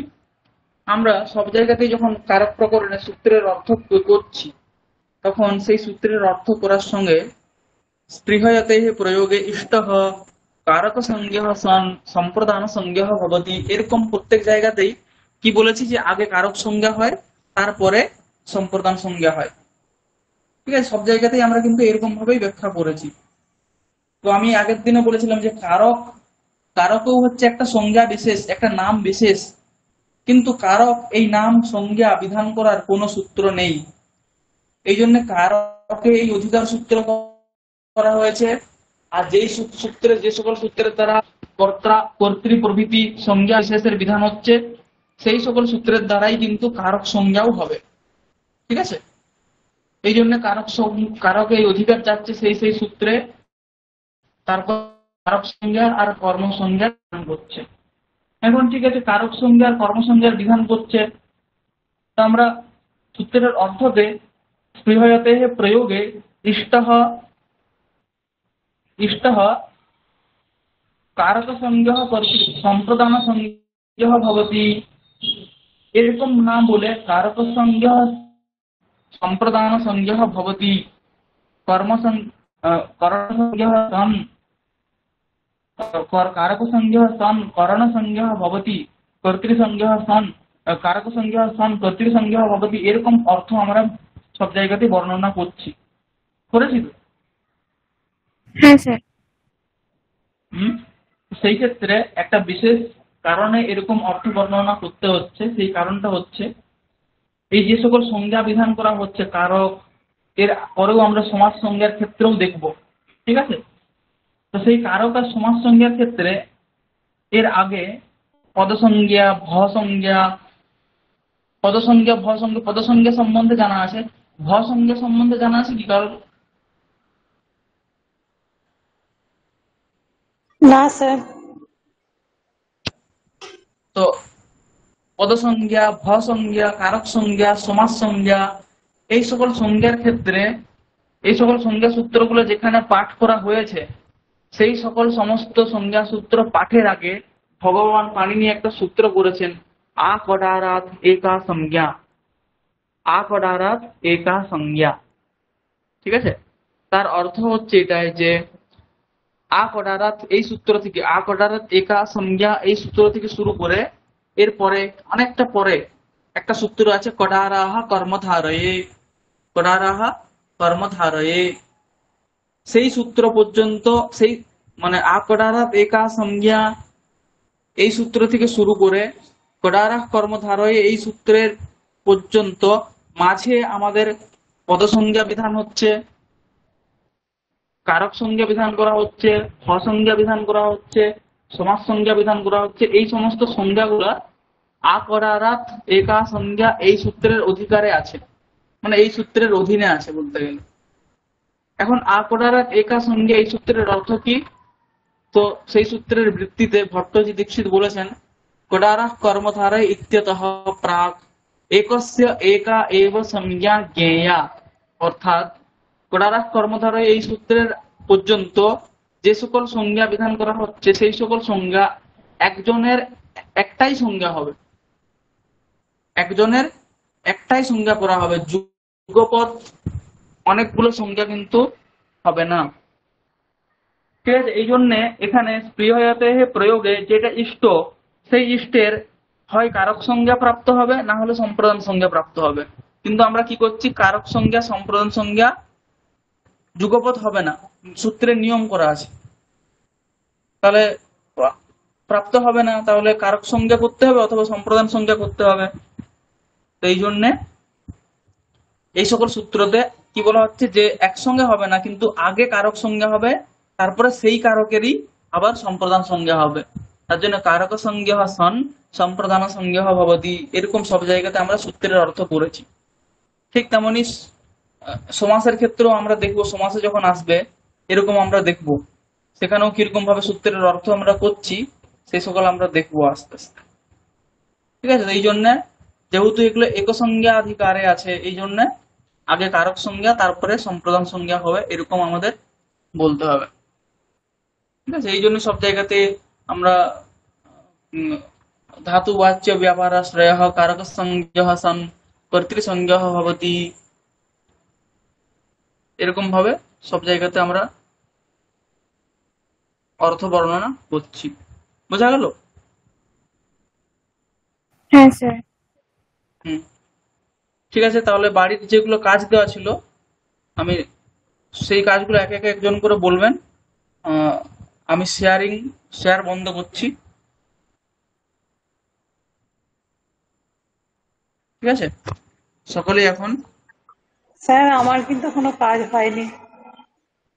ঠিক আছে, কাজটা আর বেশি দিন আমি বাড়ি নিয়ে যেতে চাইছি না, আজ আহ, শেষ হয়ে যাক। মানে যারা করেছেন বলুন কি কি আছে এক এক একে একে।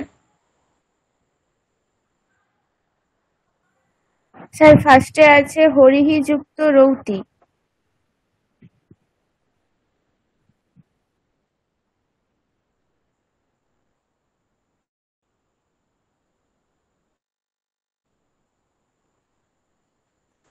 হুম,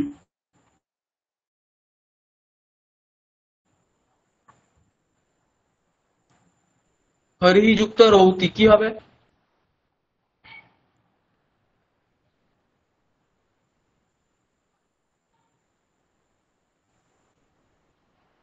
স্যার এটা হরি রৌতি হবে, মানে দীর্ঘই হয়ে যাবে? কি করে? স্যার আমি সূত্রগুলো এখনো ঠিকঠাক করিনি, মানে বিসর্গগুলো স্যার।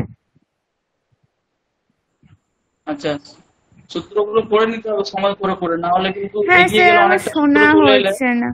সে দুটো ক্লাস আমি অফ করেছি, আমার শোনার একদম সময় হচ্ছে না। আচ্ছা, তারপরে তাহলে বাকিরা বুঝতে পেরেছেন তো? হরিহি যুক্ত রৌতি, এখানে হরিহি পরে যে বিসর্গ আছে সেটা হচ্ছে রেফ, তার লোপ হয়ে যাবে রৌরি এই সূত্রের দ্বারা। লোপ হয়ে যাওয়ার পরে ঢ লোপে পূর্বস্থে দীর্ঘ ওড়াহ এই সূত্রের দ্বারা পূর্বের দীর্ঘ হয়ে যাবে হরি রম্য, হরি রৌতি এরকম হবে। তারপরে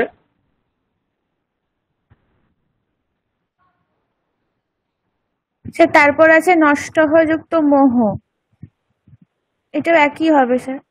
হ্যাঁ, কি ভালো ভালো। হবে? নষ্ট মহঃ।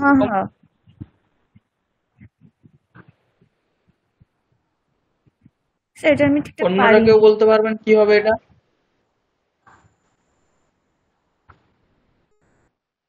অন্য কেউ?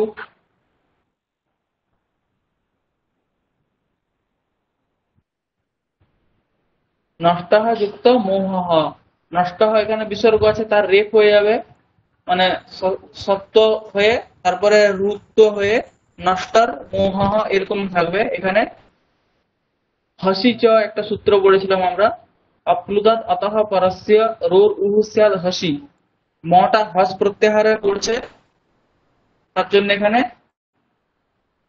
উ হয়ে যাবে, এরপরে আদগুণ দিয়ে গুণ হয়ে নষ্ট মোহ উকার হয়ে যাবে, বিসর্গটা কি হয়ে যাবে? উকার হয়ে যাবে। হুম, বোঝা গেছে? পুরোটা বলুন একবার। নষ্ট মোহ, এখানে নষ্ট সুপ্রত্যয় নষ্ট ছিল, তার রু হবে নষ্ট রু মোহ, রুয়ের উকারের লোপ হয়ে যাবে, নষ্টর মোহ হবে। এখানে হসিজ এই সূত্র আছে, হসিজ সূত্রের অর্থ কি? অপ্লুতাদ অতঃ পরস্য রোহ উহু স্যাদ হসি, এখানে নষ্টর তয়ের পরে যে অ আছে সেটা অপ্লুত অ, তারপরে রেফ আছে, তারপরে হস আছে, মটা হচ্ছে হস প্রত্যাহারে পড়ছে, এই জন্য অপ্লুতাদ অতঃ পরস্য রোহ উহু ভবতি, রেফের জায়গাতে কি হয়ে যাবে? উ হয়ে যাবে, যেহেতু পরে হস আছে। এরপরে নষ্ট উ মোহ হবে, এখানে উ এর আদ গুণ হয়, এর দ্বারা গুণ হয়ে নষ্ট মোহ, ঠিক আছে? তারপর তাহলে বুঝতে পারলেন তো? হ্যাঁ,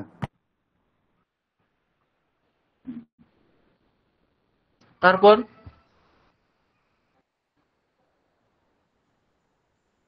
স্যার তারপর আছে প্রমাদ মোহ এতৌ।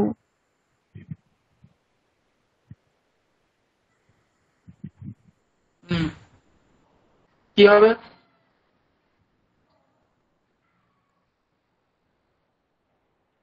স্যার এটা হবে এচা বা প্রমাদ মোহ বেতৌ।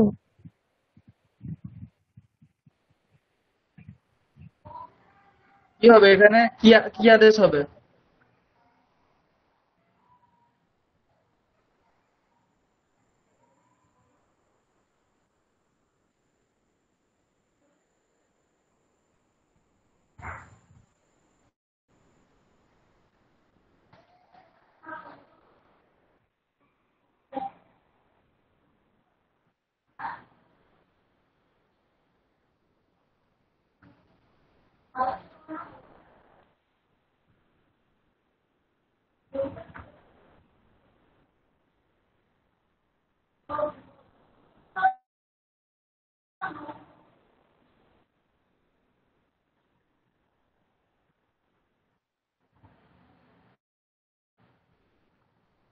কি হবে?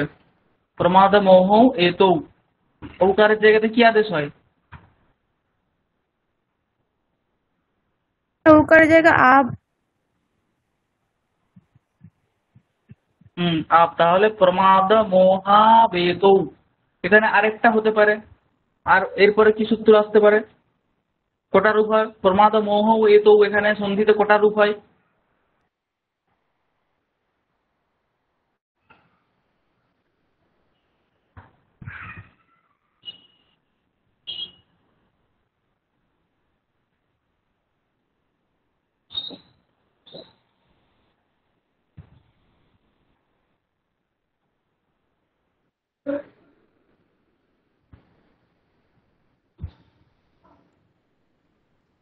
কটা রূপ হবে?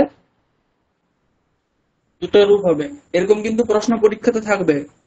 প্রমাদ মোহা বেতৌ একটা রূপ হবে, আর বোকারের লোপ হয়ে যায়, লোপ সাকল্যস্য প্রমাদ মোহা এতৌ, তাই তো? হ্যাঁ স্যার। হুম, প্রমাদ মোহা এতৌ, প্রমাদ মোহা এতৌ। এরপরে কি আছে? তারপরে আছে আতিথ্য এতান। অতিথ্য এতান কি হবে? আতাত্তাইতান বৃদ্ধিরেচি। হুম, অতিথ্য এতান। তারপর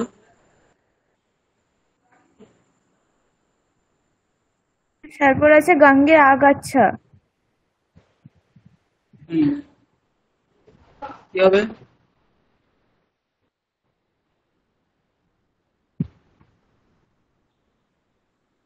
এটাও কি এসে ব্যবহার হবে? আমি কনফিউজড। হুম গঙ্গে আগাচ্ছা। হুম, তারপর তারপর আছে ইয়াস্তু ইন্দ্রিয়াণি। কি হবে? এটা হয়ে যাবে আহ ইয়াস্তিত্ব ইন্দ্রিয়াণি ইকো এনেছি। হুম, জাস্তু ইন্দ্রিয়াণি বকার হয়ে যাবে, ঠিক আছে। তারপর না অনুবর্তয়তি ইহ। এটা কি হবে কি হবে? পারিনি। এটা সবচাইতে সহজ, সবর্ণ দীর্ঘ। নানু বর্তয়তি ইহা। ও আকাশা বর্ণে দীর্ঘ আছে। হুম, দুই দুই জায়গাতেই সবর্ণ দীর্ঘ হবে।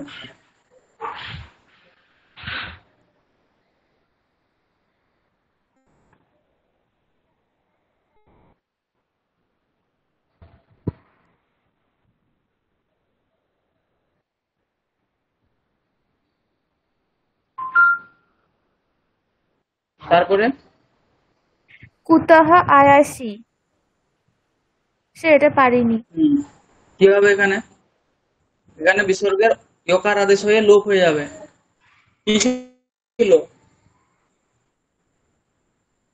ভূভগ অবহ পূর্বস্য যোশী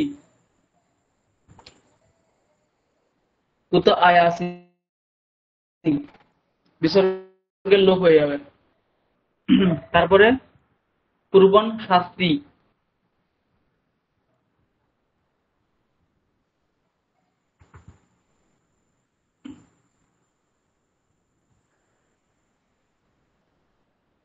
এটা কি স্তোষ্টু না স্টু হবে? পূর্বন। হুম, অনেক স্তোষ্ট্রমাস্টু হবে। তারপরে ষষ্ঠটি ষষ্ঠটি, হ্যাঁ। পূর্বই শাস্তি, পূর্বই শাস্তি। ইয় হবে, ছ হবে। দুটো রূপ হবে, পূর্বই শাস্তি, পূর্বই শাস্তি। ষষ্ঠটি বিকল্পে হয়তো। হ্যাঁ স্যার। তারপরে পূর্বন যুক্ত অস্তি এখানে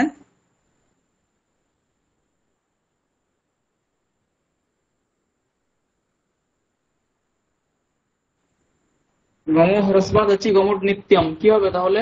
রূপটা কি হবে?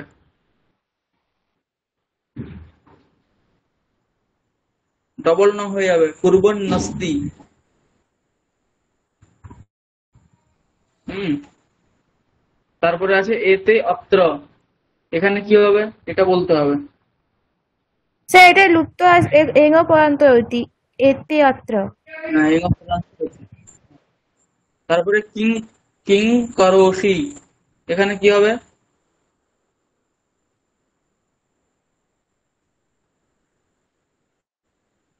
সেখানে অনুস্বারটা উ অনুস্বর, হয়ে যাবে। হ্যাঁ, অনুস্বারটা অনুস্বর এই से यही স্পর্শ পরস্পর। বর্ণ। তারপরে অন্যে অত্র, স্যার এটা একই হবে, পূর্বরূপ এঙ্গ পরান্ত দতি হ্যাঁ, অন্যে অত্র, অত্র। হ্যাঁ। তারপরে কৈহি মায়া, এটাও একই হবে নাকি স্যার? কৈর মায়া রেপ হয়ে যাবে। আচ্ছা আচ্ছা। তারপরে দ্রুপদঃ দ্রৌপদেয়াঃ চ,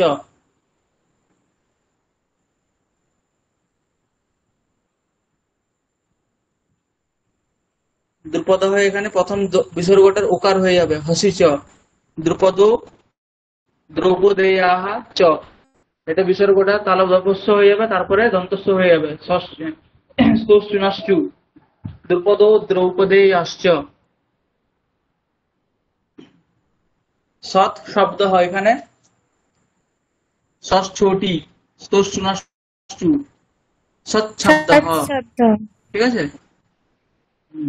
দ্রোণম চ দ্রোণাই চ, অনুস্বরস্য এই পরসবর্ণঃ, यत् च स्तोष्टुनश्चु यत् च, तत् न तन्न स्तोष्ट, কি হবে তৎ ন তন্ন? স্তোষ্ট্রুনশ্চু।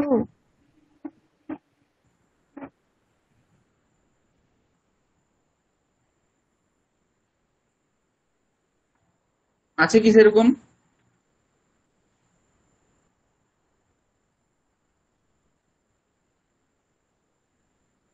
স্তোহ চুনায়োগে,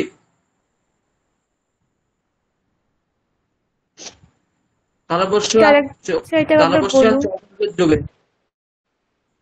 হুম, ওইটা একবার বলুন আর একবার। তৎযুক্ত ন তন্ন রূপ হবে, বলে দিচ্ছি, তৎ ন তন্ন রূপ হবে, হ্যাঁ, তৎ ন তন্ন।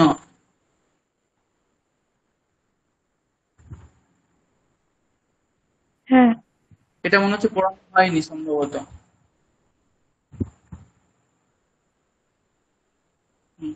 কুর্বন আপনতি, এখানে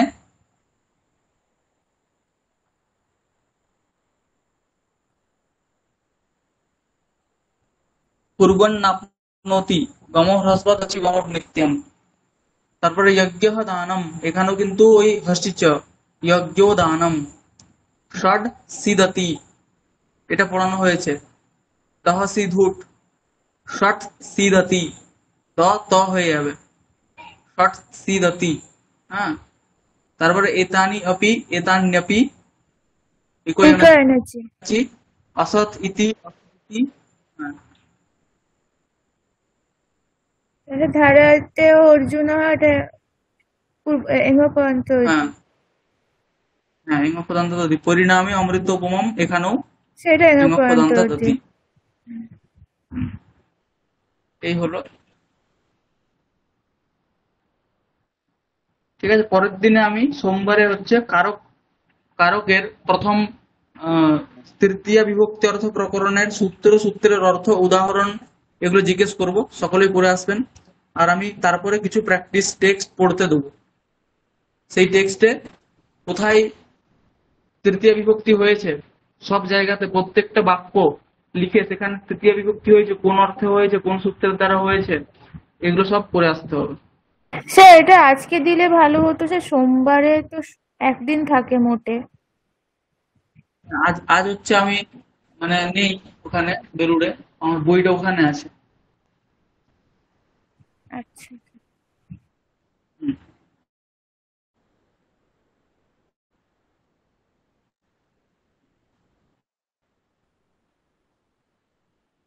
ঠিক আছে, তাহলে আজ এখানেই রাখছি। ঠিক আছে স্যার, শুভরাত্রি। হুম, শুভরাত্রি। শুভরাত্রি। হুম। আচ্ছা, অনুনাসিক অনুনাসিক বা সূত্র পড়ানো হয়েছিল কি?